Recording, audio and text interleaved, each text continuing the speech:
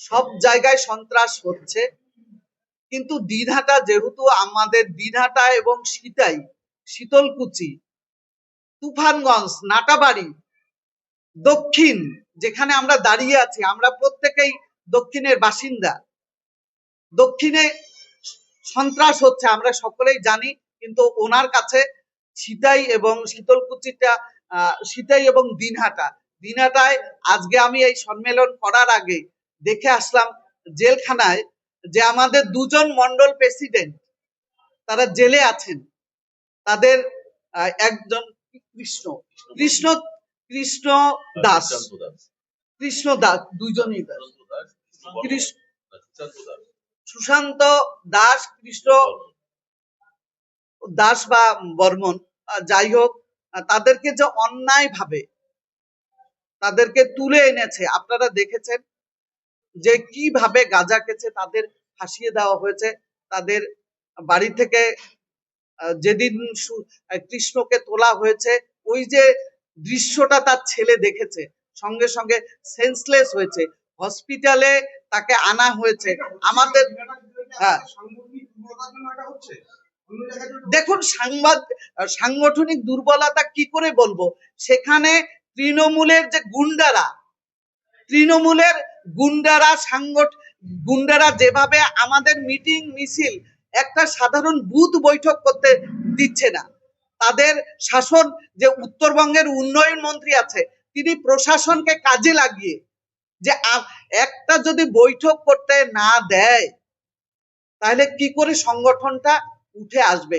আমরা বলছি সংগঠন আমাদের ঠিকই আছে, কিন্তু তারা প্রশাসনকে কাজে লাগাচ্ছে এবং উত্তরবঙ্গের উন্নয়ন মন্ত্রী যে একজন গুন্ডা মন্ত্রী, উনি সারা বাংলায় বিখ্যাত যে গুন্ডা মন্ত্রী, বাম আমলেও করেছেন, টিএমসি আমলেও তিনি এসে একই কায়দায় কাজ করে যাচ্ছেন। আপনারা জানেন সুশান্তকে যেদিন গ্রেপ্তার করা হয়েছে তাকে কোথা থেকে তুলে আনা হয়েছে এবং তার বাড়িতে পুলিশ গিয়েছিল গাঁজা রাখার জন্য।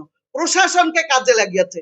যে আমাদের সংগঠন, বিজেপির সংগঠন কুচবিহারে আজকেও মজবুত আছে, কিন্তু প্রশাসনকে কাজে লাগিয়ে তারা ওই সুশান্তকে কিভাবে যে গাঁজা খেছে ফাঁসিয়েছে আপনারা প্রত্যেকেই জানেন, আপনাদের প্রত্যেকের মোবাইলেই আছে যে তাকে কি করে ফাঁসানো হয়েছে। তাদেরই সংগঠন দিনহাটায় দুর্বল, যার জন্য আমাদের নেতাদের, নির্দোষ নেতাদের তাদের ধরে গাঁজা খেছে ফাঁসিয়ে দিয়ে দিনের পর দিন জেলে রাখা হচ্ছে, যে কেউ যেন সাহস না পায় ওই গুন্ডা যে আছে তার বিরুদ্ধে কথা বলার। এটাই বলছি, সংগঠন আমাদের শক্তিশালী। আমরা যদি সংগঠন আমাদের শক্তিশালী না হতো, আমরা কিন্তু উদয়ন গুহকে হারিয়েছি। উনি উপনির্বাচন মানে তো কি, উপনির্বাচনে শাসক দলের ক্ষমতা প্রয়োগ করে উনি জিতেছেন। আমরা তো ওনাকে দুবার হারিয়েছি, লোকসভায় হারিয়েছি, বিধানসভায় হারিয়েছি। তাহলে দিনহাটায় আমাদের সংগঠন শক্তিশালী আছে। উনি তো ক্ষমতা প্রয়োগ করে উপনির্বাচনে জিতে আজকে উনি দিনহাটায় তাণ্ডব করছে। আমরা বলছি এবারও 26-এ যদি নির্বাচন হয়, স্বচ্ছ অবাধ নির্বাচন হয়, আমরা আবারও উদয়ন গুহকে বিপুল ভোটে হারাবো।